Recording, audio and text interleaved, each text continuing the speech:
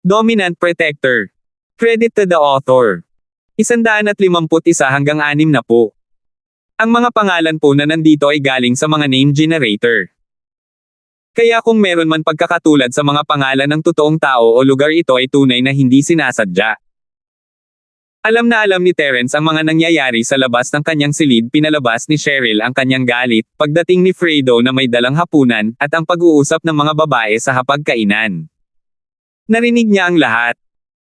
Tamad na nag-inat si Terence. Ito ay isang mazeland na yugto ng panahon, at hindi niya maaaring hayaan silang lumabas sa gabi ng ganoon, kahit na wala silang sinabi tungkol sa pagsasama sa kanya. Kailangan lang niyang panatilihin ang kanyang distansya, at ito ay magiging maayos. Nagsimulang magpalit ng damit si Terence. Sa kaisipang iyon, ayaw niyang makaakit ng anumang atensyon sa kanyang uniforme ng estudyante, lalo na hindi kay Cheryl. Natagpuan niya ang isa sa mga casual na set ng damit na binili niya mula sa kinatatayuan, at hinubad ang kanyang sarili na tanging ang kanyang underwear na lang ang natitira. Isusuot na sana niya ang damit nang biglang bumukas ang pinto. Hindi inaasahan ni Yasi na hubot-hubad si Terence doon, ngunit nahawakan niya ang isang kamay sa kanyang bibig bago lumabas ang karamihan sa sigaw. Ginamit niya ang kabilang kamay upang takpan ang kanyang mga mata ng sabay, sinisigurado na mag-iwan ng maliit na butas sa pagitan ng kanyang mga daliri upang sukatin ang figure ni Terence. Ma'am. Abs, ha. Hindi masama. Itinuring ni Yasi na nakita pa rin niya ang titi ni Terence, kaya ang pagtingin sa kanyang katawan ay hindi naman malaking bagay, naisip ni Yasi habang binibigyang katwiran niya ang kanyang sarili. Hindi niya basta-basta kayang titigan si Terence pababa, gayunpaman, kaya ang kamay sa kanyang mga mata. Bakit ka nandito? Sabi ni Terence, nagulat din ang pagbukas ng pinto noong nasa kalagitnaan siya ng pagpapalit ay hindi biro. Nagpadala na sana siya ng kick-out kung hindi siya sigurado na walang anumang panganib sa villa.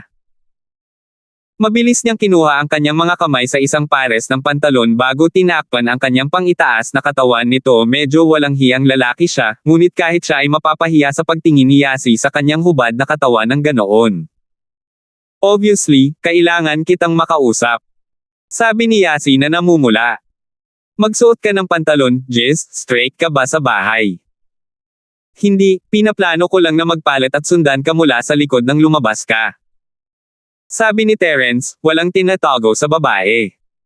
Siya ay isang manggugulo, sigurado, ngunit si Yasi ay hindi nangangahulugang hindi makatwiran. Alam mo ang tungkol doon? Tanong ni Yasi, kaya nagulat siya kahit na hinayaan niyang mawala ang kamay niya sa mga mata niya. Bagaman, naisuot na ni Terence ang kanyang pantalon, tanging ang itaas na bahagi ng katawan niya ang nakahubad. Si Yasi ay tumingin sa katawan na iyon ng kaunti kaysa sa dapat niyang tingnan. Nakakahiya pa rin, pagkatapos ng lahat. Hey! Mapapatingin ako sa'yo lahat ng gusto ko kapag pinakasalan ka na ni Cheryl.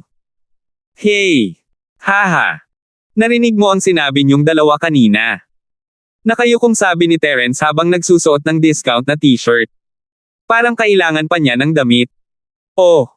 Well, hindi ko na kailangang magpaliwanag kung ganoon. Sabi ni Yasi habang inaabot ang isang susi kay Terence.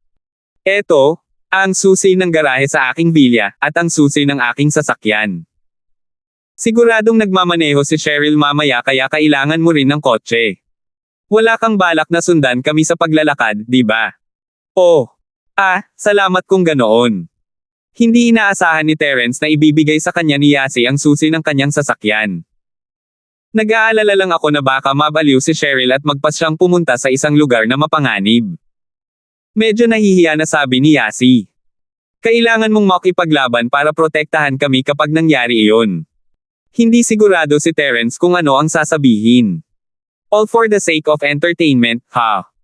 Tila mas nag-aalala ang babaeng ito na walang setting si Terence para ipakita ang kanyang kakayahan sa.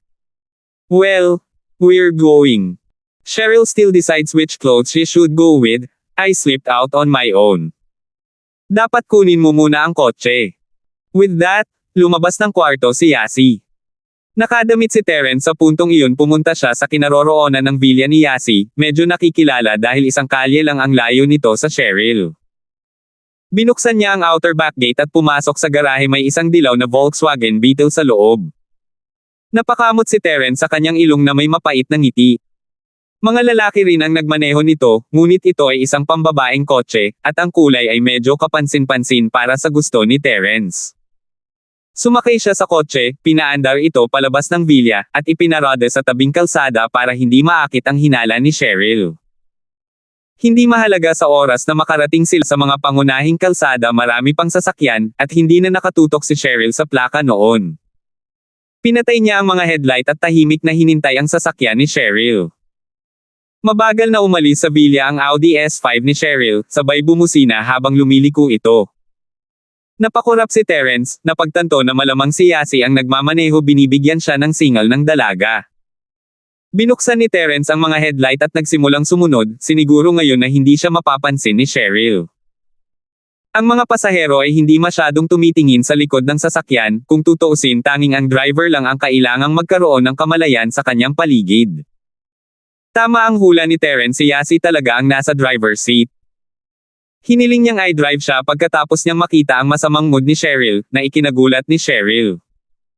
Si Yasi, sa kabilang banda, ay talagang kinasusuklaman ang pagmamaneho, maliban sa pag-anod. Naramdaman niya na ang mga kotse ay ninakawan ng kanilang potensyal sa mga kalsada sa lungsod, nagsisimula at huminto, nagsisimula at humihinto. Medyo hindi komportable na magmaneho ng ganoon. Karaniwang kinailangan ng kaunting cuteness at Cheryl sees, para mamaneho si Cheryl para sa kanya, at minamaneho lang niya ang kanyang Beetle kada kalahating taon o higit pa. Saan tayo pupunta, Cheryl?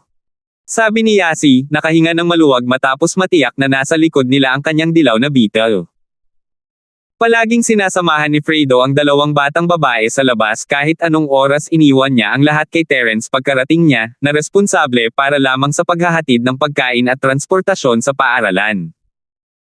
Nag-aalinlangan si Yasi noong una, ngunit pinatunayan ni Terence ang kanyang sarili na siya ay higit na nagtuturo sa mga delinquent ng leksyon pagkatapos ng pagnanakaw sa bangko. Iyon ang dahilan kung bakit niya tinawagan si Terence, hindi naman siya tanga, kung tutuusin, at naiintindihan niya ang uri ng mga mukha nila ni Cheryl na may mga tao na tumatawag sa kanila na mga dilag sa paaralan. Pinoprotektahan sila ng kanilang mga background sa paaralan, ngunit paano dapat malaman ng mga estranghero ang tungkol sa mga bagay na tulad nito? Ang pagkakaroon ng Shield Bro sa pag-aalaga sa kanila ay ginawang mas ligtas ang mga bagay. Punta tayo sa isang bar. Medyo gusto kong uminom, hindi ba? Sabi ni Cheryl na masama pa rin ang loob habang nakatingin sa night view sa labas ng bintana. Gusto ko rin uminom. Tuwang-tuwang tumango si Yasi. Hindi ko pa nagagawa noon na sinusundan tayo ni Uncle Fredo dati. Oras na para magpakawala tayo. Woot! Sina Cheryl at Yasi ay kumilos sa harap ni Fredo, natural ang lalaki ay ang pinakamalapit na lalaki ni Pablo, at walang gaanong pumipigil sa kanya na sabihin kay Pablo ang tungkol sa anumang ginawa ng mga babae na lumampas sa linya. Hindi mo maaaring show, umiinom ka lang ng juice. Sabi ni Cheryl habang nakaturo sa manibela. Sino ang maghahatid sa amin pauwi kung uminom ka rin? 152. Ha! Napakurap-kurap si Yasi sa humajejek na si Cheryl bago napagtanto na siya ay nanganak. Nagbibiro ang babae, at si Cheryl ay hindi dapat magbiro ng ganyan. Ito ay hindi may kakaila na katibayan na ang mga emosyon ni Cheryl ay lubhang abnormal ngayon. Yasi decided to not retort, medyo abnormal din ang karakter niya. Tumango siya habang pinipigilan ang kanyang daang dahilan na naghihintay na salakayin si Cheryl. Sige, iinom lang ako ng juice. Mabait na babae yan. Nakayukong sabi ni Cheryl. Cheryl, baka pwede tayong uminom at makauwi sa taxi mamaya. O sunduin mo si Shield Bro. Naisip ni Yasi na sayang na panoorin lang si Cheryl na umiinom ng mag-isa, ano ang silbi kung gagawin nila iyon. Siya. Paano ang dilaw mong Beetle kung ganoon, ipaparada ba ito sa tabing kalsada? Biglang sabi ni Cheryl, hindi mo ari ni Yasi kung ngiti ba iyon sa labi niya o hindi. Ha! Nakanganga ang bibig ni Yasi habang nakatitig kay Cheryl. Sherry? Anong pinagsasabi mo? Yellow Beetle. Akala mo ba talaga hindi ko alam? Sabi ni Cheryl sabay tingin. Sa tingin mo hindi ko pa naiisip ang isip mo sa puntong ito. Lumaki tayong magkasama, okay. Yung hinahalukay mo sa bag mo susi ng kotse mo yun. Hindi mo man lang gaanong ginagamit ang pitaka mo. At pagkatapos ay sumilip ka, at nawawala ang sapatos ni Terence nang umalis tayo ng bahay. Akala mo ba na-miss ko ang lahat ng iyon? Og. Medyo awkward na bigkas ni Yasi, hindi niya inaasahan na sa simula pa lang ay natuklasan na niya ang kanyang munting plano. At pagkatapos ay inaway mo ako para sa gulong kailan ang huling beses na ikaw ay nagmaneho. Nagpatuloy si Cheryl. Pagkatapos ay bumusina ka nang umalis kami sa villa, at nagsimulang sumunod sa amin ang isang dilaw na salagubang. Ang iyong Beetle. Og. So alam mo na, Cheryl. Pinagpawisan si Yasi, kumanga sa maliksi na pag-iisip ni Cheryl, inaalam kung ano ang pinaplano niya sa serye ng mga abnormalidad. Sa tingin mo ba magpupunta ako ng bar ng ganito kagabi kung hindi ko napansin na sinusundan tayo ng assholing iyon? Sabi ni Cheryl. Pero huwag mo siyang tawagan, mamaya galit ako sa kanya ngayon. Oh. Sige, iinom din ako pagkatapos. Walang pakialam si Yasi kung tawagan nila si Terence o hindi, ang lalaki ay nakita na, at halos walang dapat ikatakot sa isang anghel na tagapag-alaga na tulad niya na nagbabantay sa kanila. I'm drinking cause I'm in a bad mood. Ano ang iinumin mo? Sabi ni Cheryl, medyo asar sa mukha na ginawa ni Yasi. Umiinom ako kasi bad mood ako. Paliwanag ni Yasi sabay tango. Hindi alam ni Cheryl ang sasabihin ng isang matalik na kaibigang tulad nito ay talagang nagsanay ng pasensya minsan. Nakahanap si Yasi ng isang bar na tinatawag na Id Solid Cloud, at pumarode sa harap ng pasukan. Mukhang bago at maluho, bagong ayos din. Lumapit ang isang empleyado para buksan ang mga pinto ng kotse para kina Cheryl at Yasi. Evening, ladies, welcome to the Solid Cloud. May reservation ka ba? Hindi. Umiling si Cheryl habang nilock niya ang sasakyan. Sumunod ka sa akin, kung gayon. Nakangiti at tumango niyang sabi bago inakay sina Cheryl at Yasi papasok ng bar. Isa itong klasikong European-themed na bar na may makapal na pakiramdam sa bansa nang hindi nawawala ang karangyan. Ang may-ari ay dapat na gumastos ng lubos na puhunan sa kanyang pagtatatag. Si Cheryl at Yasi ay bihirang bumisita sa mga lugar na tulad nito, at natural na mausisa. May dance hall sa unang palapag na may bar counter at deck seats. Isang entablado ang inilagay sa gitna ng sahig na may dalawang babaeng western na kumakanta dito, hindi sila masyadong nagpapakita ng cleavage. Alas 7 lampas na ng konti, medyo maaga pa kung saan ang mga pagtatanghal sa entablado ay medyo angkop at maayos pa. Kayo bang dalawa ang uupo sa counter o sa deck? Tanong ng empleyado, aware na first time ni Cheryl at Yasi dito mula sa mga mata nilang nakikiusyoso. Ang isang regular ay makakahanap sa kanya ng isang lugar ng direkta, hindi nila kailangan ng mga empleyado na gumagabay sa kanila. Bigyan mo kami ng isang upuan sa deck, sa isang lugar na tahimik. Pamilyar si Cheryl sa mga eksena ng magkakaibigan na nagiinuman sa bar counter sa TV, ngunit hindi siya naging matapang para sa unang pagkakataon. Sige. Please, sundan mo ako. Sabi ng empleyado habang itinuro ang mga ito sa reception waiter bago bumalik sa kanyang istasyon sa pasukan. Dinala ng reception waiter sina Cheryl at Yasi sa isang deck seat na nakasandal sa gilid. Nakangiting lumingon siya sa mga babae. Magagawa ba ito? Okay lang. Dito na tayo uupo. Tumango si Cheryl bago umupo kasama si Yasi. Ang mga nakahiwalay na upuan sa deck na tulad nito ay para sa solo, hindi masayang pag-inom, at kadalasang iniiwasan sila ng mga tao. Kahit ang mga solo drinkers ay mas piniling uminom sa counter. Napabuntong hininga ang reception waiter habang nakatingin sa dalawang magagandang babae, hindi ba alam ng mga batang inosente na ito kung gaano kadelikado ang mga lugar na ito para sa kanila. Maraming mga lobo na naghihintay lamang na magpatong ng kanilang mga kamay sa mga hiyas na katulad nila. Ang mga lobong ito na gumagala sa bar, gayunpaman, ay may mga pagkakataon na umuwi silang walang dala. Pagkatapos ng lahat, walang katiyakan na ang perang gagastusin nila sa pagpapahanga at pagkapanalo sa kanilang mga target ay talagang magbabayad. Iyon ang dahilan kung bakit mas pinili ng mga lobo na ito ng kanilang mga tingin sa mga batang babae tulad ni Yasi at Cheryl. Ang dalawa ay tinitigan ng ilang dosenang pares ng mga mata nang makapasok sila sa bar. Si Yasi at Cheryl ay hindi mukhang karaniwan nilang babae, gayunpaman. Ang ilan sa mga mas aktibong lobo ay nagtanong sa paligid para sa impormasyon tungkol sa kanila. Marami sa mga mahihirap na lobo ay umatras kaagad pagkatapos malaman na sila ay dumating sa isang Audi S5. Hindi nila akalain na marami silang pagkakataon sa mga batang miss na tulad nito. Yung medyo may background naman, nagabang din, tinitignan at tinitingnan kung may kakausapin muna sa mga babae. Ayaw nilang gumalaw kahit hindi nila alam kung gaano kalalim ang tubig. Ipinarode ni Terence ang Beetle sa tabi ng Audi ni Cheryl bago pumunta sa pasukan. Walang masyadong sinabi ang empleyado nang makita niyang nag-iisa si Terence. Maligayang pagdating, Ginoo. Masyadong marami ang mga young masters na nag-iisang pumunta rito. Inakala lang niya na narito si Terence para manghuli, katulad ng mga lobo na nakatingin kay Yasi at Cheryl. Itinulak niya ang pinto para buksan si Terence nang walang sinabi pa. Casual na tumingin si Terence sa bar, may ngiti sa kanyang mga labi nang makita niya kung nasaan ang mga babae. Nakatingin si Cheryl sa kanyang direksyon, ang ibig sabihin ay nalantad ang operasyon.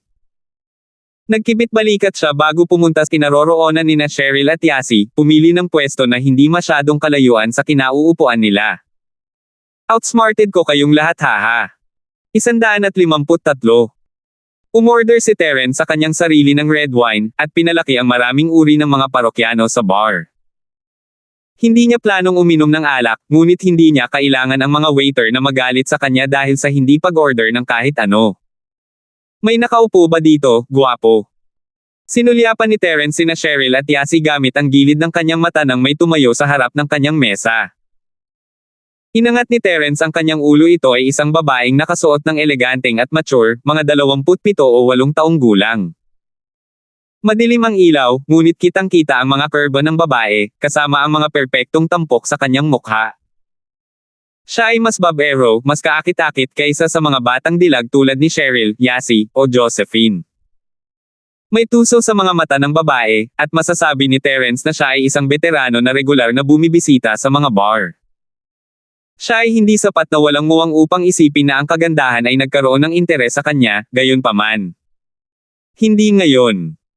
Sabi ni Terence habang inilalayo ang mga mata sa babae, hindi na ito pinapansin. Napataas ang kilay ni Jelay Sullivan sa malamig na kalmado ni Terence.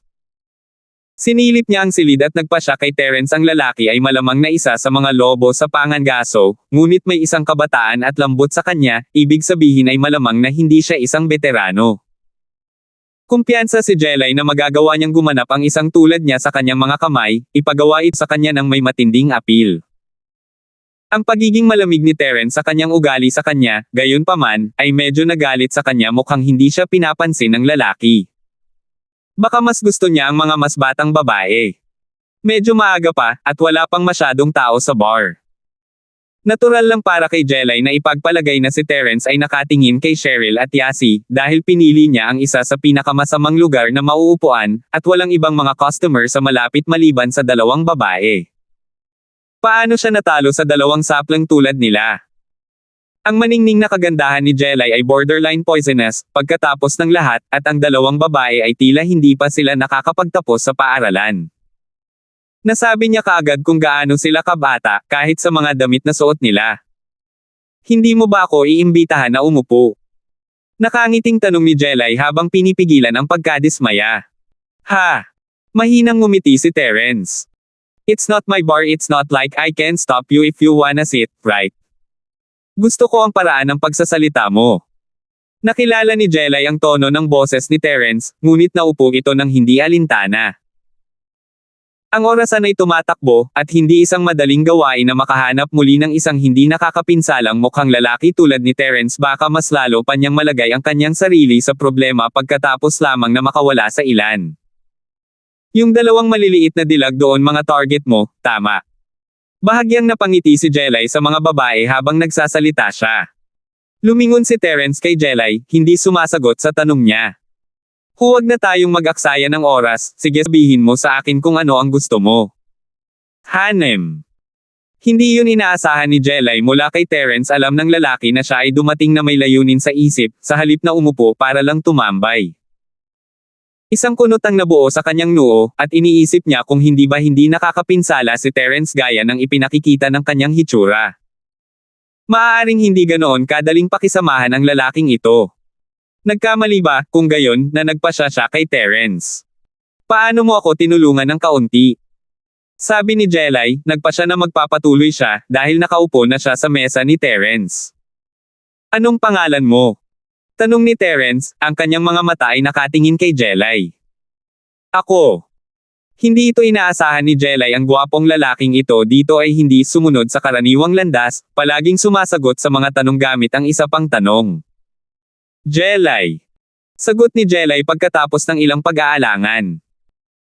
Patuloy niyang tinatawag si Terence na gwapong lalaki, na hindi isang cringy na bagay na gagawin sa Avalon iyan, ngunit medyo masama kung magdagdag ako ng gwapo, sa lahat ng kanyang mga pangungusap kanina. Huwag mo na akong tawaging gwapo, ako si Terence. Tiniyak ni Terence na makipag-eye contact sa buong oras na nag-uusap sila. Malalaman niya kung nagsisinungaling ang babae o hindi sa pamamagitan ng maliliit na detalye at galaw na nagmumula sa kanyang mga mata. Hiniling niya sa kanya na sumigaw kung nagsinungaling siya, gaano man siya kaganda. Si Terence ay hindi gustong mag-aksaya ng oras sa kalokohan. Hindi nagsinungaling si Jelay, gayunpaman, at nagpasya si Terence na panatilihing buhay ang usapan ng kaunti pa. Hindi inisip ni Jelay na ganoon lang ang ibibigay ni Terence sa kanyang pangalan, at iniisip niya ang likas na katangian ng pagtangkilik ni Terence.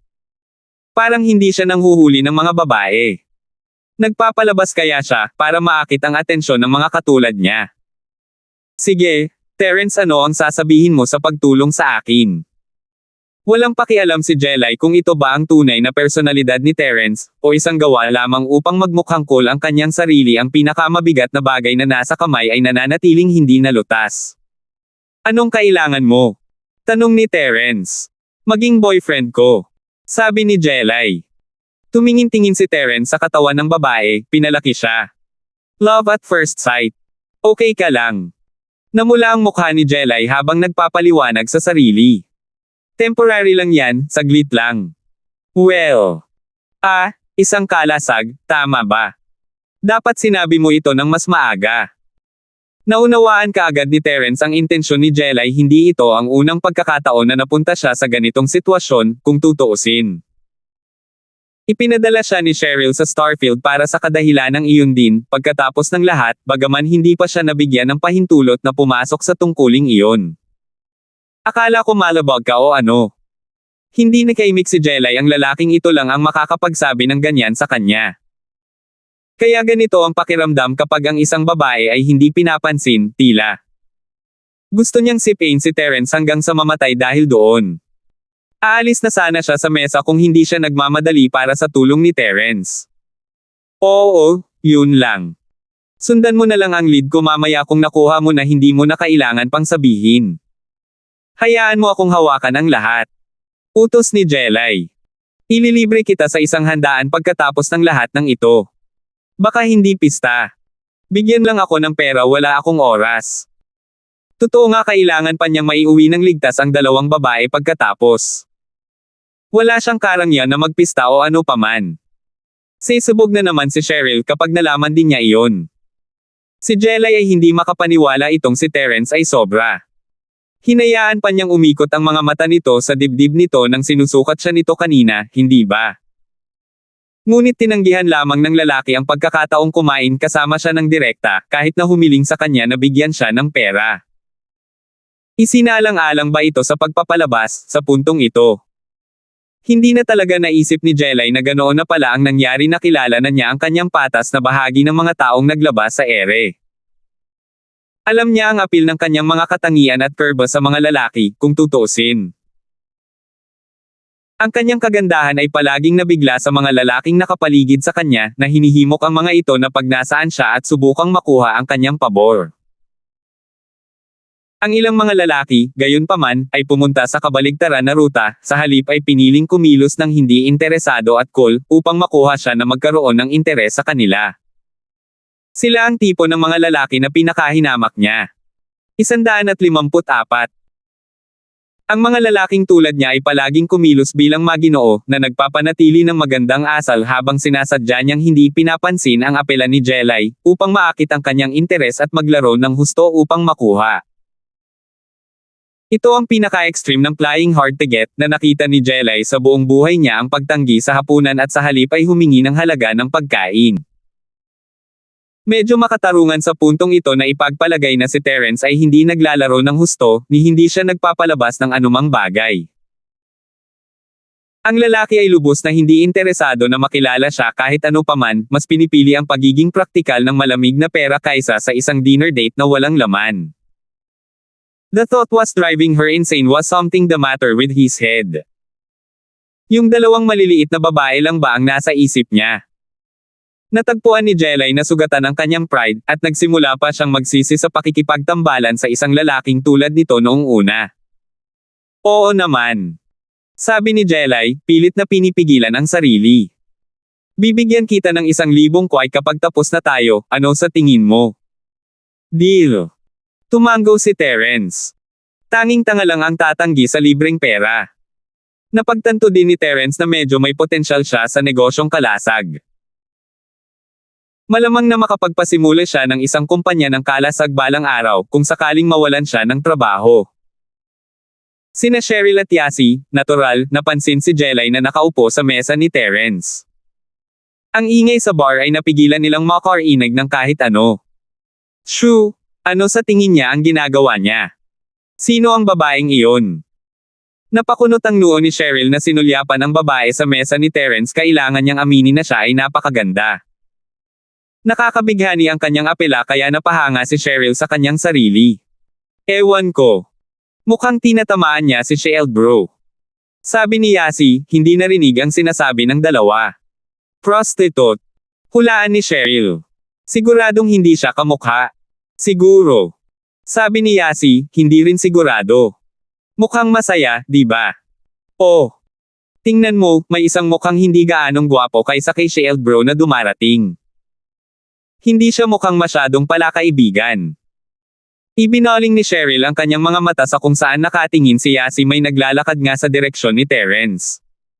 Darating siya. Tandaan, sundin mo ang aking pamumuno. Sabi ni Jelay, medyo nagpapanik habang sumulyap kay Terence. Walang problema. Sabi ni Terence, halatang walang pakialam. Bakit kailangan mong magmadali, Jelay? Hindi mo ba ako hinintay na magbayad ng parking fee? Ang tao ay mukhang isang maginoong lalaki, mahusay na nakadamit sa isang high-end, casual na Armani suit. Mabilis ang kanyang mga hakbang nang hindi nawawala ang maginoong aura niya. Isang tingin lang sa lalaking ito at masasabi ni Terence na siya ay lumaki sa isang mayamang sambahayan. Ang ganitong uri ng aura ay hindi isang madaling makuha sa bandang huli ng buhay. Ito ay dapat na mula sa isang maayos na pagpapalaki mula pa sa murang edad. Si Terence ay ang komplikadong uri, gayunpaman, at hindi lampas sa kanyang kakayahan na ilagay sa parehong maginoong harapan. Pagkatapos ng lahat, ang isang tao ay kailangang isawsaw ang kanyang sarili sa isang papel na matulin at mabilis, nang hindi nag-iiwan ng kahit katiting na bakas ng mga bakas. Isang bagay na tulad niyan ay napakahusay na maaaring magpahiwatig ng kamatayan. Tiningnan ni Terence ang lalaki ng mahina nang walang sinasabi, gaya ng itinuro ni Jelay kanina. Nagkataon, tila hindi nagsisinungaling ang babae tungkol sa kanyang pangalan. I told you. Calixto, hinihintay ako ng boyfriend ko dito. Bakit ka pa pumasok? Sabi ni Jelay, medyo sumimangot ang mukha niya. Alam mo ang gusto ni Tito at Tita, Jelay. Ang pagbisita ko sa Starfield sa pagkakataong ito ay para humingi ako ng basbas nila. Sinabihan nila akong alagaan ka dito. Sinabi ni Calixto nang hindi tumitingin kay Terence, na halatang hindi siya pinapansin. Sa palagay ko hindi mo naiintindihan, Calixto. Nilinaw ko na, may boyfriend ako. Tatanggapin ko ang pangangalaga mo kung ito ang malaking kapatid, ngunit kailangan kong ipasa ang anumang bagay maliban doon. Mahinang sabi ni Jelay. Ipapakilala ko siya sa iyo. Ito ang boyfriend ko, Terence. Jelay, wala akong pakialam kung nagka-boyfriend ka na o wala akong pakialam sa mga bagay na iyon. Nag-aral ako sa ibang bansa sa loob ng maraming taon, may karapatan kang mamuhay ng sarili mong buhay. Sabi ni Calixto. Now that I'm back, I really hope we can start again. This is what my parents want, and what yours want as well. I'm sure naiintindihan mo. Ha! Nakakatawa. Sabi ni Jelay sabay kulubot ng labi. Hindi mo ba naisip na ikaw mismo ay isang nakakatawang lalaki, Calixto? Ano ang kinalaman nito sa akin kung nagpunta ka man sa ibang bansa o hindi? Ang ating mga bahay ay nakatali bago ka umalis, at tayong dalawa ay parang magkapatid, ang ating mga bahay ay nakatali pa rin pagkatapos mong bumalik. Walang nagbago, at walang simulang muli para sa atin. So boyfriend mo siya, Jelay. Nagpa siya si Calixto na ihinto ang pag-iisip sa naunang paksa pagkatapos makita ang saloobin ni Jelay, nagpa siya na baguhin ang paksa sa halip na kay Terence. Kahit sinong makakakita sa kanilang dalawa na nag-uusap ay malamang na hindi maiisip na napagtanto niyang nandoon si Terence kung hindi binanggit ni Calixto ang pangalan. Oo. Tumango si Jelay. I'm guessing naniniwala ka na sa akin ngayong nakita mo na siya. I'm sure makakaalis ka na. Ngumiti si Calixto kay Terence habang itinaas niya ang kanyang kamay palabas. Hello, kuya. Ako si Calixto. Terence. Sabi ni Terence habang nakipagkamay. Aalis na sana siya nang biglang may malakas na puwersang dumampi sa palad niya. So asar na naman itong si Calixto. Ang lalaki ay malinaw na naghahanap ng gulo, ngunit hinayaan siya ni Terence na pisilin ang kanyang kamay sa lahat ng gusto niya. Inutusan siya ng kanyang chiefo na suntukin ang kanyang mga hubad na kamao sa malalaking puno araw-araw noong siya ay kanyang mag-aaral, at ang puwersa ng ganitong antas ay halos wala kay Terence sa puntong ito. Nalampasan din niya ang unang yugto ng Art of Dragon Mastery, na pumasok sa engranding pagiging perpekto para sa unang yugto. Maaaring nasa unang yugto pa rin siya, ngunit ang pagiging nasa engrandi na pagiging perpekto ay ganap na iba sa pagpunta lamang sa entablado ng hindi nakakalusot. Ang katawan ni Terence ay dumaan sa isang matinding pagbuti, at ito ay nasa isang perpektong hindi pa nararanasan. Malamang na kaya niya ang buong insidente ng pagnanakaw sa bangko nang hindi man lang nasaktan ang sarili niya kung nasa ganitong estado siya. Bagaman, medyo dahil sa nurse na si Francine kaya siya nasugatan. Sa kabilang banda, ang mismong pinsalang iyon ay nagsilbi upang alisin ang mga magnanakaw sa kanilang bantay. Sino man ay makakakita ng isang tao na tinamaan ng bala bilang isang hindi pagbabanta, pagkatapos ng lahat. Bilang resulta, walang sakit na naramdaman si Terence mula sa pag-atake, kahit na ang kanyang mga kalamnan at buto ay tila naapektuhan ng pisikal. Ang buong konstitusyon ng kanyang katawan ay nagbago, at ang flexibility ng kanyang mga buto at kalamnan kasama nito.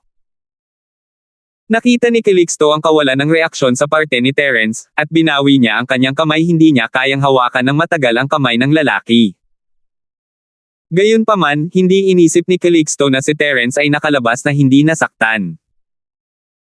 Ang kanyang mga kamay ay naglalaman ng kung fu na pagsasanay na ginawa ng kanyang pamilya. Hindi siya gumamit ng kung fu sa kanyang pag-atake sa kamay ni Terence, ngunit lubos siyang kumpiyansa sa kanyang lakas ng pagkakahawak.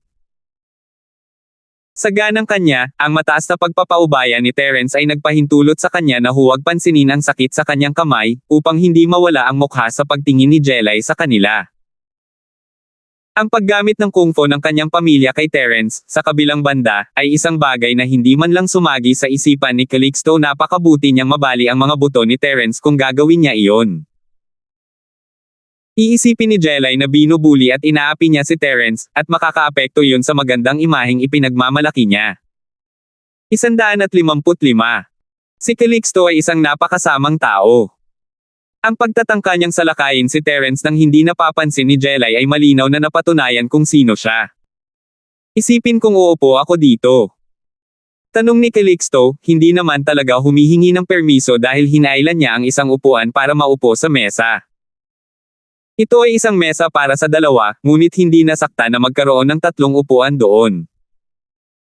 Ang presensya ni Calixto sa mesa ay nagpabago lamang sa kapaligiran para sa mas masahol pa.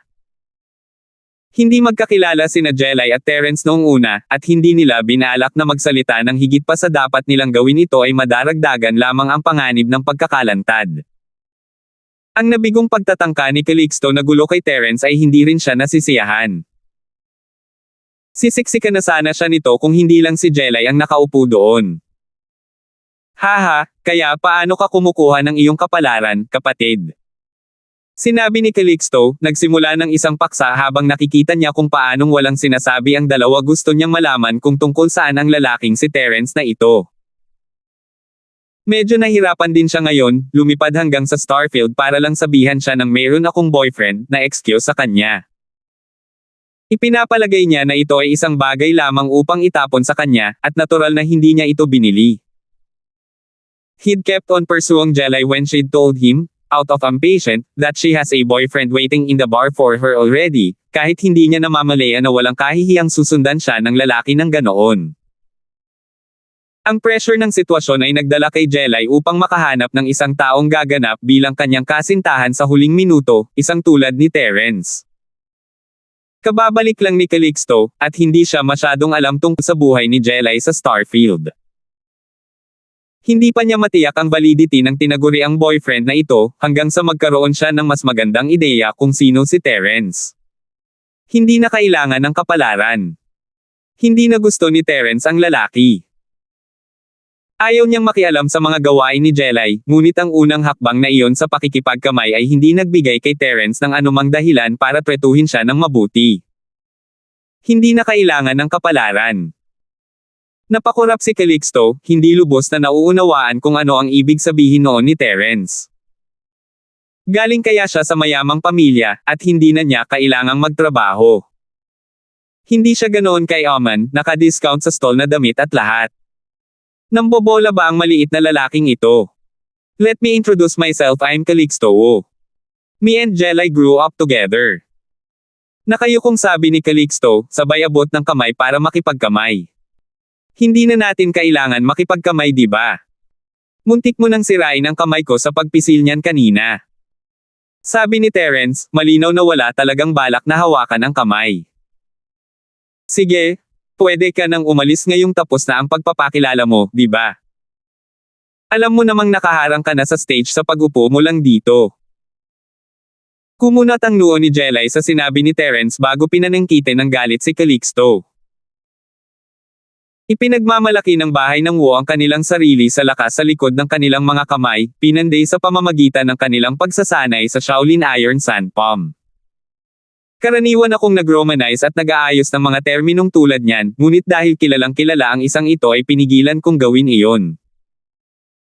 Alam ni Jelly ang tungkol sa Wus, natural na alam kung gaano kalakas ang pagkakahawak ni Calixto Wu. Ang mga salita ni Terence ay maaaring mga hulugan lang na may ginawa siya nang nakipagkamay siya kay Terence. Shit! Ikaw ay isang malignant na tao. Agad na nagbago ang mukha ni Calixto sa isang mas awkward, sinusumpa si Terence sa loob kung gaano siya kamaligno. The guy was acting all fine and all right the whole time he was squeezing his hand, too. Mawawalan sana si Terence ng ilang image point sa harap ni Jelly kung sumigaw siya sa sakit mula sa pagkakamay, at magiging kapaki-pakinabang iyon kay Calixto kahit na ipinaalam kay Jelly ng mga pag-iyak ang kanyang ginagawa. Paano ang isang mahinang lalaki ay dapat na protektahan ang kanyang babae, pagkatapos ng lahat, umiiyak at sumisigaw mula sa kaunting sakit. Ngunit kinuha ni Terence ang lahat ng iyon sa isang tuwid, natural na mukha.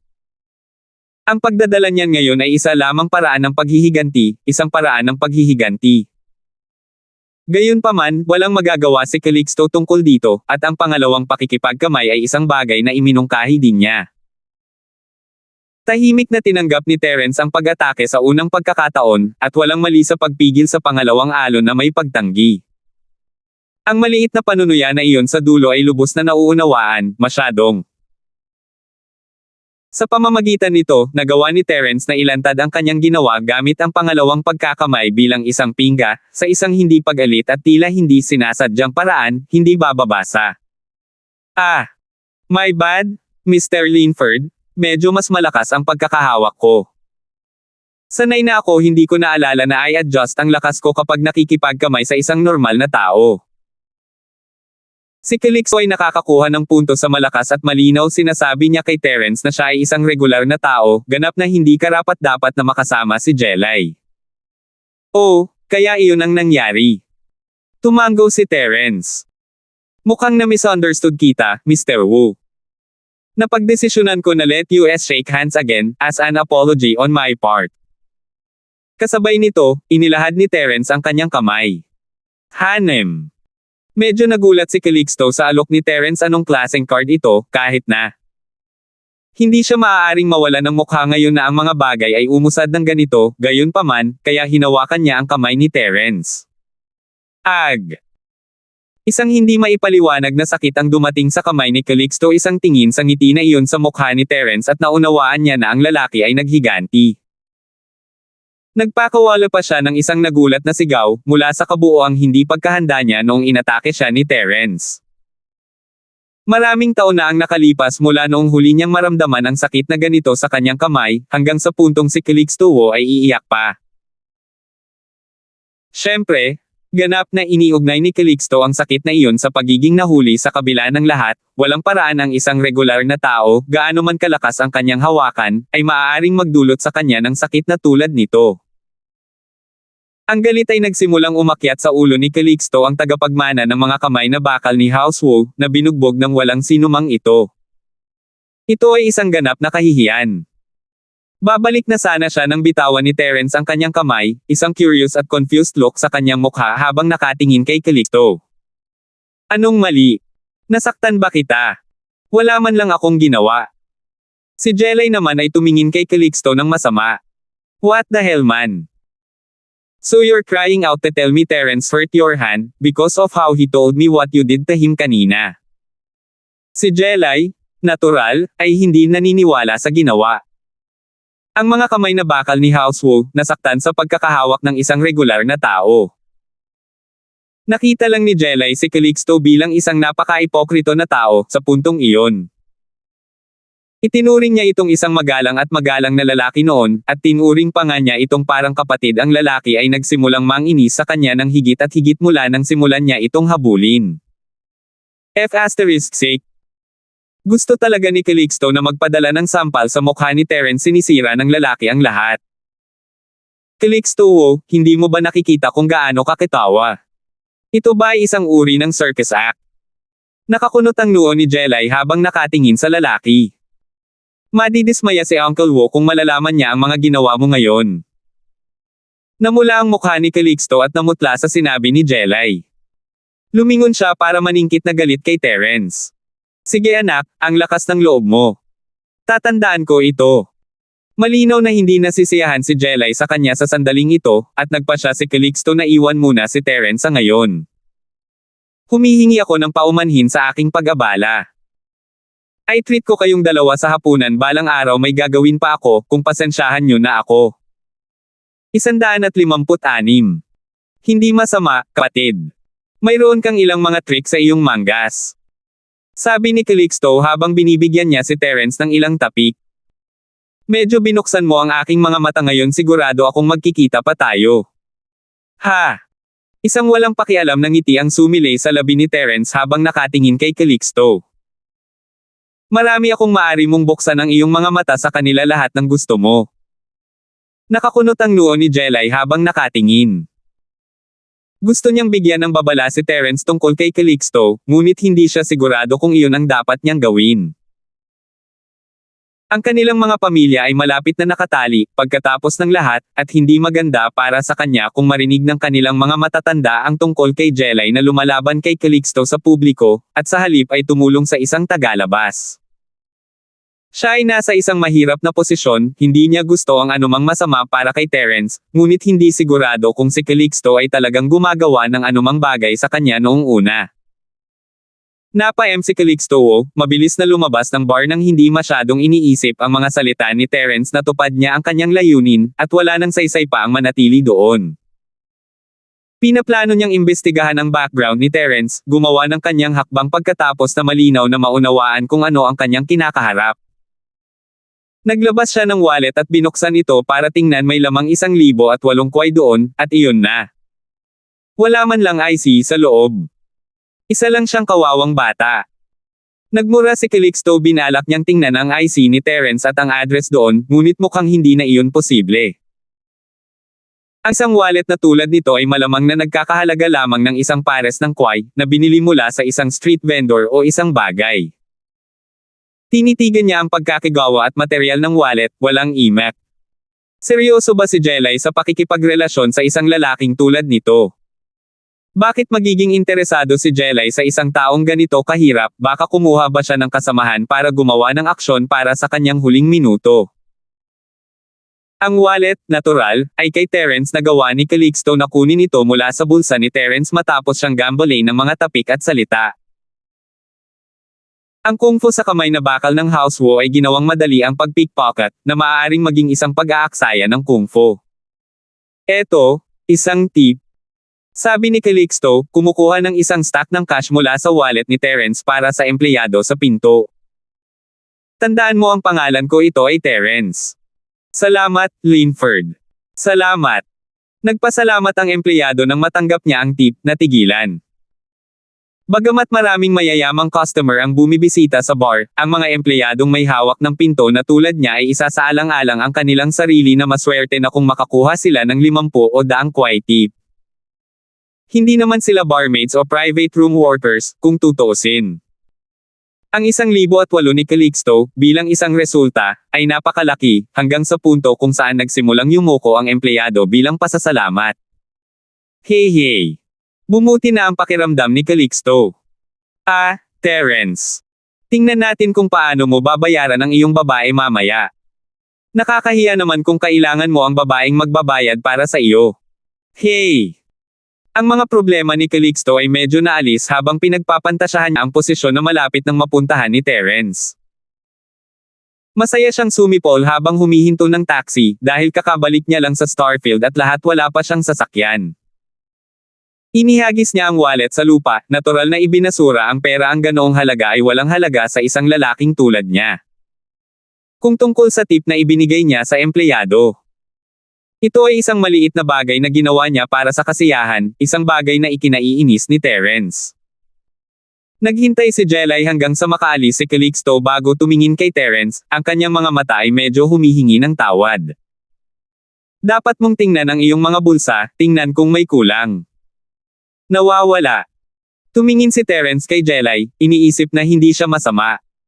Nagpasya siyang magmukhang walang pakialam, at magkunwaring hindi niya alam ang nangyari.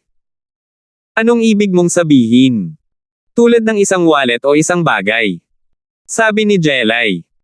Hindi napakabuting tao ni Calixto, at tinatapik kanya bago siya umalis, baka may ginawa siya, hindi ako sigurado. Oh, bakit hindi mo pinaalala kanina? Nakangiting tanong ni Terence. Ang aming mga pamilya ay malapit na nakatali. Hindi nararapat na saktan ko ang kanyang imahe sa publiko ng ganoon, at masama kung marinig ito ng aking mga magulang. Paliwanag ni Jelay. Ayos lang, babayaran kita sa anumang bagay na maaaring nawala sa iyo. Nagsisimula ng isipin ni Terence na si Jelay ay hindi naman ganoon kasamang tao, kahit na nag-alok pa siya na bayaran siya para sa kanyang mga pagkalugi. Hindi ka man lang ba nag-aalala na magsisinungaling lang ako? Say whatever I want. Medyo na-awkward din si Jelay sa tanong, siya ang laging nangingibabaw, at ang dahilan ng pagbabago niya sa tungkulin ay dahil sa katotohanang na-dismiss Terence ang kanyang apela. Mukhang hindi ka ganoong klase ng tao. Ang awkwardness ay hindi tumagal, gayunpaman, at si Jelay ay nakabawi kaagad, ang kanyang malaki, mapang-akit na mga mata ay kumikislap kay Terence. Congratulations, mali ang hula mo. Nagkibit balikat si Terence. Hindi alam ni Jelay kung ano ang sasabihin, at nagsimulang magsisi sa pagpili kay Terence sa unang pagkakataon. Kaya niya ang sarili niya sa isang lalaking mas magulo pa. Well, walang lugi dito, kaya ayos lang. Wala kang dapat ibigay sa akin. Tumawa si Terence habang inilabas niya ang isang high-end na wallet bago ito binuksan. Somebody switch their big wallet for a small one, parang. May USD pa nga dito, medyo kaunti rin. Hanem. Ano to? Calixto, Yung picture parang gagamitin mo sa funeral, just no surprise kung bakit ganyan siya sa totoong buhay. Magsasalita pa sana si Jelay nang maglabas si Terence ng wallet na unawaan niyang may mali nang sabihin ni Terence ang tungkol sa pagpapalit ng malaking wallet sa maliit na wallet, ngunit nagulat si Terence sa pagbabasa ng pangalan mula sa IC. Hindi siya makapaniwala. Iyon ba ang wallet ni Calixto na nasa kamay niya? Kailan nangyari? Ito ba ang instant na mandurukot sa kanya ni Calixto? Eksakto kung anong antas ng bilis at liksi ang kailangan mo para sa isang gawaing tulad nito. Ang mas ikinagulat niya ay ang katotohanang hindi napansin ni Calixto. Maniniwala siya kung kukunin ni Calixto si Terence nang hindi niya napapansin, ngunit ginagawa iyon ni Terence kay Calixto. Hindi ka panipaniwala, nakakabaliw. Ang mga kamay na bakal ni Housewo ay halos ang bilis sa mga kamay ang pagnakaw ng pitaka ni Terence nang hindi napapansin ay hindi karapat-dapat para sa isang wo.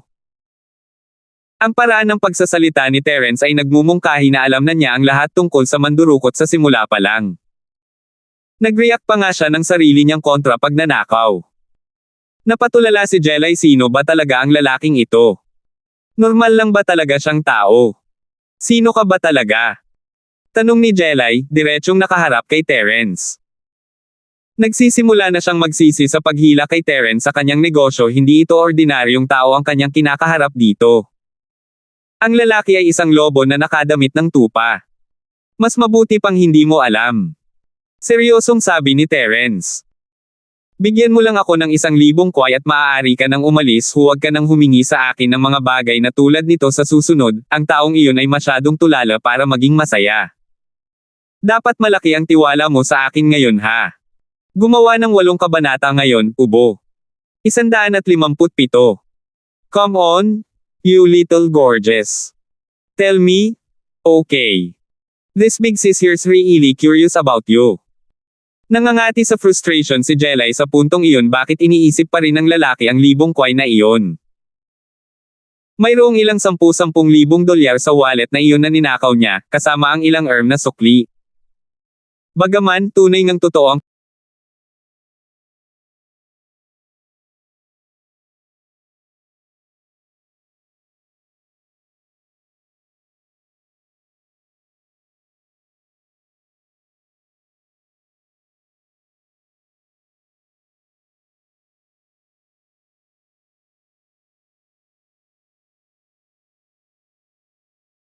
kway or Avalon Ian dollars. Bagaman tunay ngang totoo ang pag-uusisa niya kay Terence, gusto niyang malaman kung sino si Terence. Nakilala niya ang isang makapangyarihang karakter sa bar ng walang dahilan, mas malakas kaysa kay Calixto. Ang pagpupumilit ni Terence ay nagpatindi lamang ng kanyang pagkamausisa. Ang mga babae ay may ganoong uri ng pag-uusisa kung minsan. Kailangang aminin ni Terence ang magandang boses na iyon, ang nakakaakit na aura na nilalamon niya kay Terence. Nakarating ito sa kanya. Ang kanyang pagiging kaakit-akit ay nasa ibang antas. Ngunit natitiyak ni Terence na sinadya ang maturity sa kanyang pang-akit. 27 o 8 taong gulang ay medyo bata pa.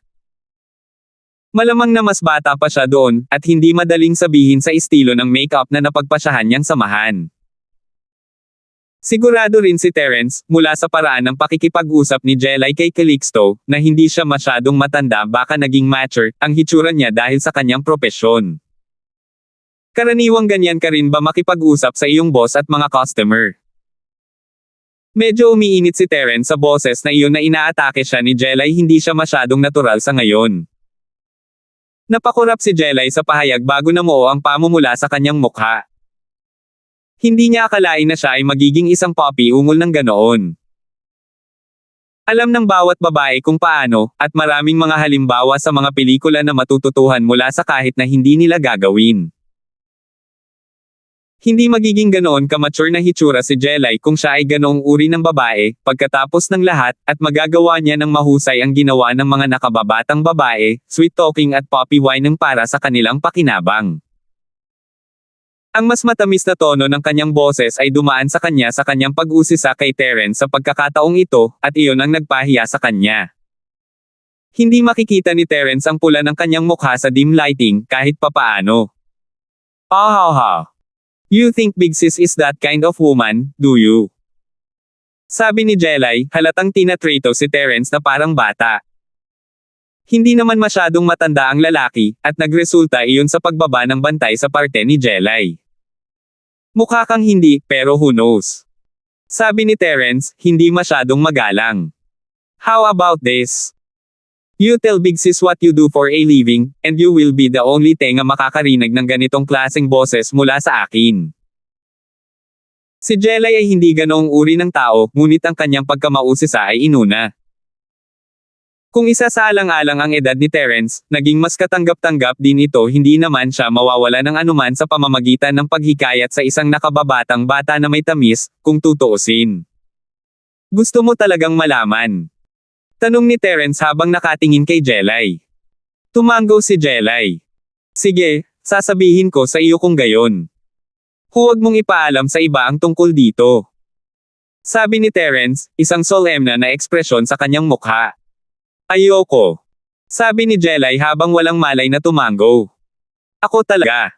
Ang Grand Thief ng Jiang yan. Sabi ni Terence na pinahina ang volume. Ako ay kasalukuyang nakabukas na dahon, kaya... Tumingin si Jelay kay Terence, puno ng hindi makapaniwala. Ito ay parang wala sa lugar, ngunit ang seryosong mukha ni Terence ay hindi nagpapahalata na siya ay nagsisinungaling. Nagpa siya siyang paniwalaan ang kanyang sinasabi. For real. Don't worry though, I promised you na hindi ko sasabihin. Oo. Kaya bigyan mo ako ng 1,000 at pagkatapos ay maaari ka nang umalis. Sabi ni Terence sabay tango. Nakipagdeal si Jelay, pagkatapos ng lahat naglabas siya ng 10,000 notes mula sa kanyang wallet at ibinigay kay Terence, na kinuha lang iyon ng hindi man lang binibilang. Hindi mo ba ako bibigyan ng contact number? Sabi ni Jelay, medyo frustrated na parang tapos na si Terence sa kanya. Kahit sino pang lalaki ang hihingi ng number niya, kahit hindi niya ginawa. Tila ang kanyang apela ay hindi kasing lakas sa mga mata ni Terence kumpara sa dalawang batang babae na nakaupo doon, sa pagtatapos ng araw. 152 4x1234. Sabi ni Terence, binigay sa kanya ang kanyang numero. Tandaan na ihanda ang pera bago ka tumawag. Lumipat ang isang waiter upang ilipat ang upuan ni Calixto nang marinig niya ang mga salita ni Terence. Napatingin siya sa pera sa mga kamay ni Terence, walang imek. Kaya't ang lalaki ay nagbibigay ng ganoong uri ng serbisyo. Napatingin siya kay Jelay, mas hindi nakaimik. Bakit ganito ang ginawa ng babae, na may mga ganyang itsura? Ipapapila niya ang mga lalaki para sa kanya sa isang pag-ikot ng kanyang daliri, kaya bakit magbayad para sa ganitong uri ng serbisyo? Naunawaan kaagad ni Jelay na hindi nauunawaan ng waiter ang sitwasyon pagkatapos siyang tingnan. Medyo nagalit ito sa kanya, ngunit umalis siya pagkatapos ng isang huling titig kay Terence. Nagtataka si Jelay kung si Terence ay may isang uri ng lihim na ipinagbabawal na pamamaraan, hindi pa siya nakapunta sa ganitong uri ng posisyon sa isang lalaki noon. Higit pa mas bata pa sa kanya ang lalaki, na may mga hindi pangkaraniwang pamamaraan din. Medyo nawala ang mukha niya ngayon, ngunit tinulungan siya ni Terence na makatakas sa mga hawak ni Calixto. Ito ay isang beses na bagay, gayunpaman, at si Calixto ay babalik makalipas ang ilang araw. Hindi siya maaaring tumakbo magpakailanman. Sa sandaling iyon, may isang lalaki na pinagpapawisan habang kinakalkal ang kanyang mga bulsa. Nasaan na ba? May pera ka ba o wala? Mukha kang gentleman kaya sana wala kang balak mag-freeload. Naiinip na sabi ng taxi driver. Bro, nakalimutan ko ang wallet ko nasa itaas ng hotel room ko. Kukunin ko na agad, kung okay lang. Sinumpa ni Calixto ang kanyang malas, bakit pa niya binigay ang lahat ng pera sa empleyadong iyon. Hindi kaya na iwan niya ang kanyang sarili ng 100 kway o isang bagay. Anong kalokohan yan? Paano kung hindi ka na bumaba, saan naman kita hahanapin? Sabi ng taxi driver, halatang hindi naniniwala sa sinabi ni Calixto. Tawagan ang iyong kaibigan o kung ano man para padalhan ka ng pera, hindi kita papayagang umalis kung hindi ka magbabayad. Kara-rating lang niya sa Starfield, wala naman sigurong matawagan. Bro, paano ka sumama sa akin, babayaran kita sa taas. Umakyat ka na. Nagbibiro ka ba?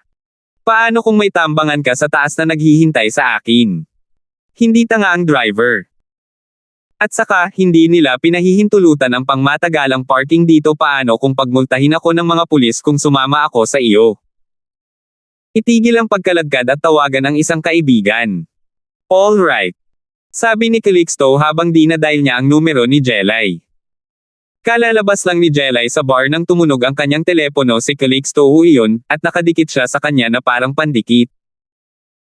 Naiinip, ibinaba niya ang telepono bago isave ang numerong ibinigay sa kanya ni Terence bilang contact.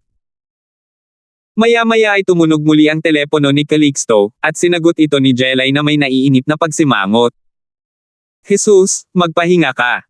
Anong gusto mo, Calixto? Nasa kalagitnaan ako ng isang bagay kasama ang boyfriend ko. 158. Jelay, nasa taxi ako ngayon at nakalimutan ko ang wallet ko, you gotta save me, andito ako sa tapat ng hotel. Sabay buntong hininga ni Calixto, natatakot na baka mabitin ulit siya ni Jelay. Ha! Si Jelay ay tuwang-tuwa sa balita, nakakatuwa rin na akala ni Calixto ay naiwan niya ito sa bahay nasa bulsa ni Terence ang iyong pitaka. Pero hindi ba nasa bulsa ni Calixto ang wallet ni Terence? Bakit hindi siya makabayad gamit ang pera doon? Nagkunwaring asar si Jelay kay Calixto sa isiping iyon.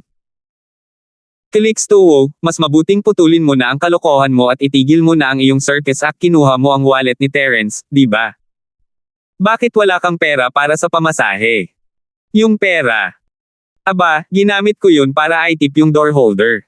Sabi ni Calixto. Siya groan sa loob kung paano niya itinapon ang lahat ng pera. Sa tingin mo maniniwala ako dyan? Si Jelay ay nasa isang kaaya-ayang mood sa sandaling ito. Nagpapakitang gilas, ha? Nakikigulo sa mga tao. Medyo abala ako, kaya palm. Dahil doon, walang humpay na ibinaba ni Jelay si Calixto bago pinatay ang kanyang telepono, natutuwa na si Calixto ay nasa problema. Jelay! Jelay! Tawag ni Calixto nang ibinaba ni Jelay ang tawag. Muli niyang dineyal ang numero, ngunit tanging voicemail lang ang narating niya. Nagsisimula ng maging desperado si Calixto sa puntong iyon. Well, bro. You heard it, my friend doesn't believe me. Sabi ni Calixto na may mapait na mukha. Stop acting, hindi ko nga alam kung may tinatawagan ka talaga. Tipong the door holder. Oo, magsisinungaling ka pa. Sabi ng driver na punong-puno ng panghahamak ang mukha. Nakita ko na ang bahagi ko sa mga freeloader na tulad mo, baka gusto mong bumisita sa istasyon ng pulis. No. Bro, saglit lang ha. Mag-isip ka muna ng iba. Sabi ni Calixto habang nakipagkamay. Masyadong nakakahiya para sa tagapagmana ng Wu House na ipadala sa istasyon ng pulisya para sa isang bagay na tulad nito. Ang tanging kilala niya sa Starfield ay si Jelay. Bigla niyang naalala ang kanyang tiyahin at tiyuhin na naghahanap ng mga doktor para sa kanilang ama, ngunit ang rutang iyon ay hindi rin available dahil hindi pa niya nakuha ang kanilang mga numero. Mababaliw siya kung tumawag siya sa bahay para sa isang bagay na walang kabuluhan. Wala nang maraming opsyon si Calixto. Bro, tingnan mo ito, iPhone 4, binili ng 4 hanggang 5,000 kway. Gamitin natin ito sa pamasahe, ha? iPhone 4. Napatingin ang driver sa phone na nasa kamay ni Calixto. Totoo ba ang bagay na ito? Ang isang peking isa ay humigit kumulang 2 hanggang 300, at ang isang pangalawang kamay ay malamang na nasa ilang 10. Bro, ito ay totoo, tingnan mo ang iyong sarili. Sabi ni Calixto sabay abot ng phone sa driver. Sandali itong tinitigan ng driver bago tumango. Maniniwala ako sa'yo, I guess. Sige. Pwede ka nang umalis. Tiniis ni Calixto ang kahihiyan nang bumaba siya sa kotse, hindi pa siya nahulog sa buong buhay niya. Ang lahat ng ito ay dahil sa Terence na iyon, ang taong iyon ay may impyernong babayaran. F***sake. Iniuugnay ng ilang tao ang sanhi ng kanilang kasawian sa iba ng walang dahilan, at si Calixto ay isa sa mga taong iyon. Sa ganang kanya, hindi magiging ganito kalala ang sitwasyon nila ni Jelay kung hindi dahil sa Terence na iyon, at hinding-hindi niya makakalimutan ang wallet niya noong una. Hanem. Teka. Naalala ni Calixto ang pamasahe ng taxi papunta sa bar na iwan, kaya niya ito doon. Si Cheryl ay hindi masyadong nasiyahan sa pakikipaglandian ni Terence sa isang babaeng nasa hustong gulang, ngunit ang mga bagay ay nagsimulang magkaroon ng kabuhan pagkatapos na lumitaw si Calixto. Kaya gusto ng babae na gamitin si Terence bilang isang kalasag. Ang buntong hininga ni Cheryl ay nag-iwan din sa kanya ng ibang uri ng displeasure, bakit karapat-dapat ang babaeng iyon na gamitin ang kanyang kalasag para sa mga layunin ng kalasag. Anong meron doon? Ngunit wala sa posisyon si Cheryl para makaabala, lalo na sa nakalubog na tingin sa mukha ni Yasi. Wala siyang ibang pagpipilian maliban sa panoorin ang pagganap ni Terence. Yung tipong kumuha pa ng 1,000 kway para pambayad. Napakalaking pera niya. Ang galing talaga ni Shield bro, Cheryl. Sinabi ni Yasi na kuha niya ang higit pang mga detalye sa kanyang obserbasyon kaysa kay Cheryl. Yung wallet na hawak niya, wallet ng suit guy. Hindi sigurado si Cheryl kung ano ang sasabihin.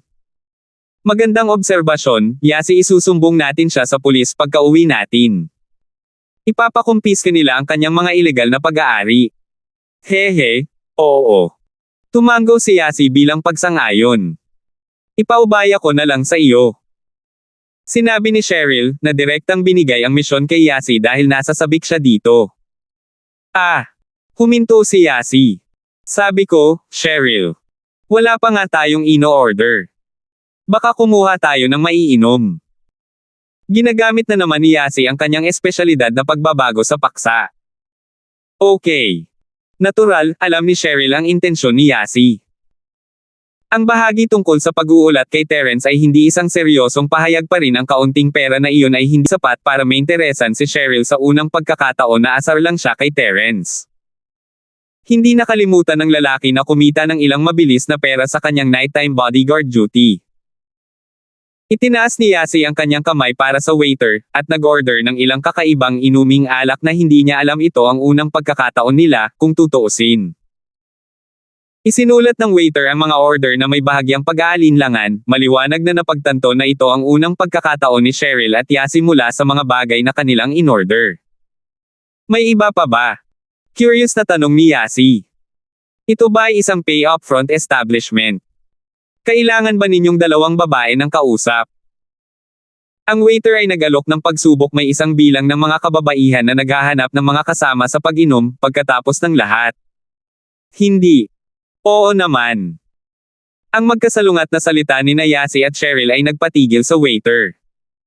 Cheryl, ikaw.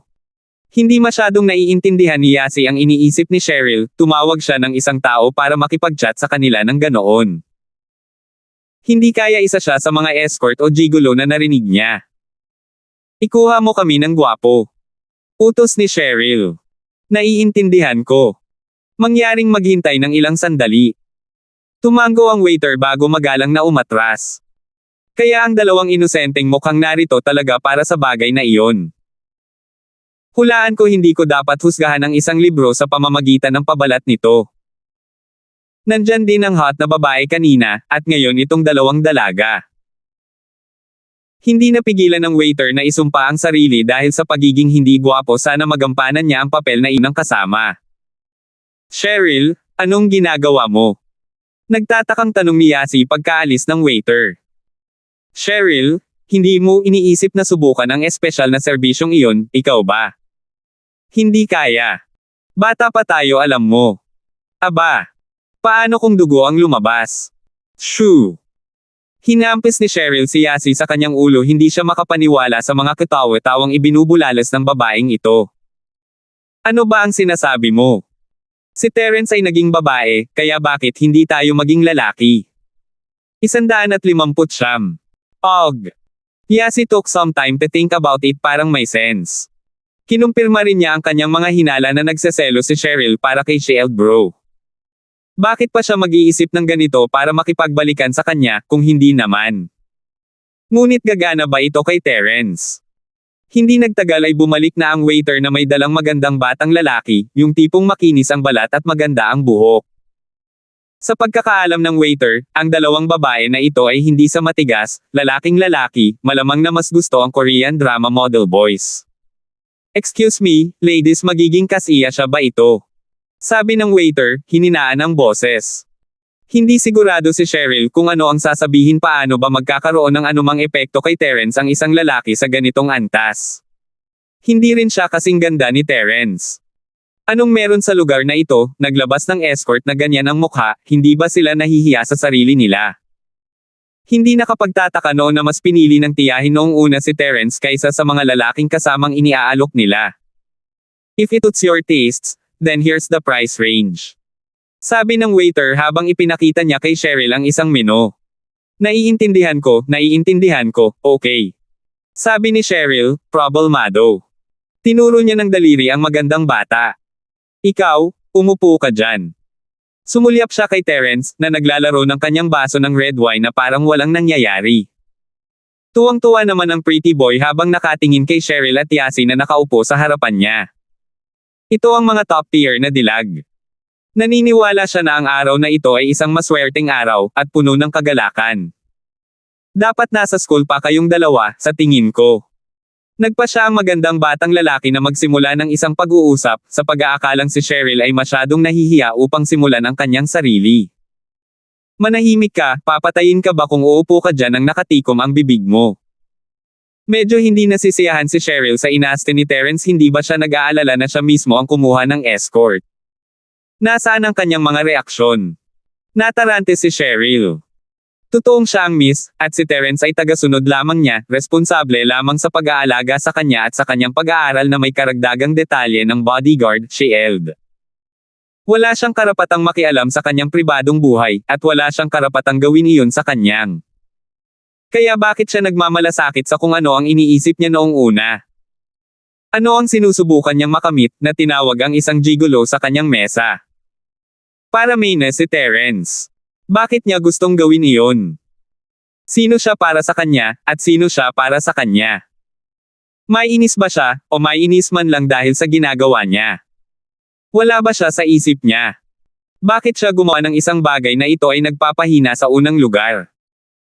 Kahit na nakahiga siya sa magandang batang ito, may gagawin pa ba si Terence tungkol dito, maliban sa pagpapanatili ng distansya habang binabantayan sila? Si Cheryl ay lalong nadidismaya habang ang mga iniisip ay sumasalot sa kanyang ulo. She was an idiot, so much of an idiot na katawa-tawa. Asar kay Terence. Para saan? Natarante rin ang pretty boy dahil sa pag-aalinlangan ni Cheryl, akala niya ay makaka-jackpot siya ngayong gabi, na napakapalad niyang maiuwi ang dalawang dilag na ito. Magbabayad pa siya sa halip na tumanggap ng bayad. Para sa mga babaeng ganito ang kalibre, sila ay ganap na hiyas. Hindi pa siya nakakapasok sa unang hakbang ng kanyang mga pantasya ay bumulaga sa kanya ang matalim na suntok ni Cheryl sa isang pagtalon, na napilitang umupo na lamang doon ng tahimik. Gusto niyang dalhin ang dalawang babaeng ito sa isang silid ng ganoong sandali, ngunit hindi siya pinayagang gawin iyon. Kung tutuusin, isa pa rin siyang escort sa pangalan, isang magandang batang lalaki para kausapin nila. Ang iba pang mga lobo sa bar ay tanging pusong nasasaktan sa panghihinayang lalapitin sana sila sa simula kung alam nilang ang mga babae ay humanga sa mga kilig. Samantala, pinanood ni Terence habang sina Cheryl at Yasi ang nag-escort, hindi sigurado kung ano ang iniisip nila. Hindi kaya hiningi nila siya kung gusto nila ang bagay na iyon.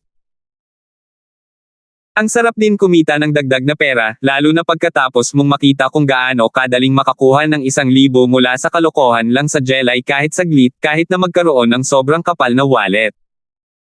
Ito ay tiyak na isang propesyon na puno ng potensyal. Sa isang pribadong silid sa likod ng bar counter ay isang lalaki, tahimik habang pinagmamasdan ang paligid ng mga mesa nina Cheryl at Terence. Tinanong ni Cheryl ang gigolo na iyon. Hindi makapaniwalang tanong ng lalaki habang nakatingin sa manager ng bar na si Su Jiaonang. Oo, Coldy bro. Sabi ni Su Jiaonang na may maingat na tango. Hindi kailanman inasahan na magiging interesado si Mi sa ganoong uri ng bagay. Kaya't siya ang naging full-time bodyguard. Ang lalaking ito ay si Coldy Lee, sikat sa buong Starfield, isang karakter na tinahak ang parehong daan ng kaayusan at krimen. Ngunit ang pinaka-observant ng mga tao ay naunawaan ang kanyang tunay na kalikasan bilang isang tagapagsalita lamang, isang kinatawan. Ang tunay na superpower ay ang taong sumuporta sa kanya mula sa mga anino. Pagkatapos ng lahat, si Coldy ay walang background na mapag-uusapan, at kahit isang taong nagsilbi ng sentensya sa bilangguan noon. Napakahirap na gawain na umunlad sa Starfield na may ganoong pagkakakilanlan. Magkakaroon sana siya ng mga pulis na subaybayan ang lahat ng mga bagay na ginawa niya kung hindi dahil sa taong sumusuporta sa kanya. Mukhang ayaw ni Miss sa magandang lalaki. Mahinang sabi ni Cody habang pinagmamasdan ang dismissive na ugali ni Cheryl sa magandang bata. Nakikita mo ba ang lalaking iyon sa kabilang table? Bodyguard iyon ni Miss Charlton, mas maganda kaysa sa magandang batang kasama niya. Dapat ko bang kunin ang mga ito ng isa pa? Maingat na tanong ni Zhao Nang. Hindi na kailangan malamang na iba lang ang hinahanap nila para sa pagbabago. Sabi ni Cody habang may maruruming pag-iisip na pumasok sa kanyang isipan. Tila ang Miss Charlton na ito ay medyo malabog na babae, nagpapakain ng isang lalaki sa bahay at nagsasama sa kanya sa labas kapag siya ay nasa labas para sa mga bagay na tulad nito. Anong trahedya ang buhay ng lalaking iyon? Ano nga ulit ang pangalan niya? Hanam. Terence, tama ba? Mukhang kakausapin ko siya ng konti, ayoko niyang i-fuck ang kalokohan ko. Anong gagawin natin ngayon, Cody bro? Sinabi ni Zhao Nang, hindi masyadong sigurado sa kasalukuyang mga layunin ni Cody. Hindi niya alam kung ano ang nangyayari, nagpasya na siya na lang ang susunod sa mga utos.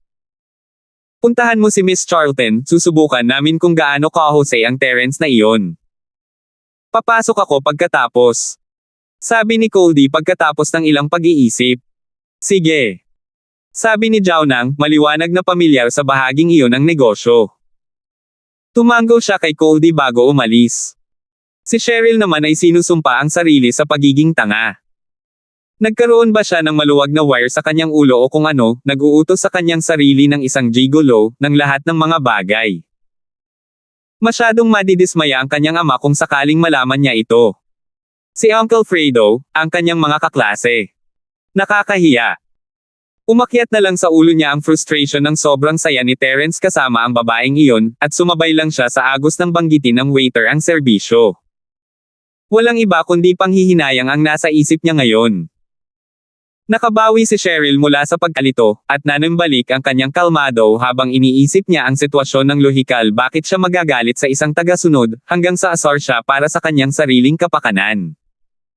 Posible kayang tama si Shu tungkol sa ang kanyang pag-ibig kay Terence. Hindi pwede, di ba? Hindi pwede. The guy was such a asshole, and a playboy on top of that. Magiging bulag siya bago pa man tuluyang magkagusto sa isang taong katulad niya. Pero paano kung hindi siya bulag? Ito ay isang bagay na hindi pa sumagi sa kanyang isipan. 106 na po. Maaari ba akong magkaroon ng karangalan na bilhan kayo ng mga magagandang babae ng inumin? Abala si Cheryl sa pag-aalala ng may boses na tumunog sa tabi niya. Lumingon siya at nakita niya ang isang napakagandang lalaki na nakatingin sa kanya. Kailangang maging perpekto ang isang lalaki para matawag na exquisite, flawless, at hindi lang makinis ang balat at magandang buhok. Ang taong ito ay may magandang figure, magandang sukat, at gwapong mukha. Ito ay isang lalaking nagbigay ng malinas, sariwang pakiramdam, isang lalaking may mataas na panlasa. Isang casual na suit, na natural na naka-unbutton ang mga butones. Ito ay isang klase na gwapo, isang nakakapreskong presensya. Ang ganitong uri ng tao ay kung ano ang kilala bilang isang lady killer, ngunit si Cheryl ay walang interes sa kanya kahit ano paman. Siya ay abala sa pagsisikap na alamin ang kanyang mga emosyon nang lumitaw ang isa pang taong lalaki, upang idagdag ang gigolo sa kanyang harapan na nagdulot ng kanyang mga problema. Lumingon siya para ituro ang magandang bata.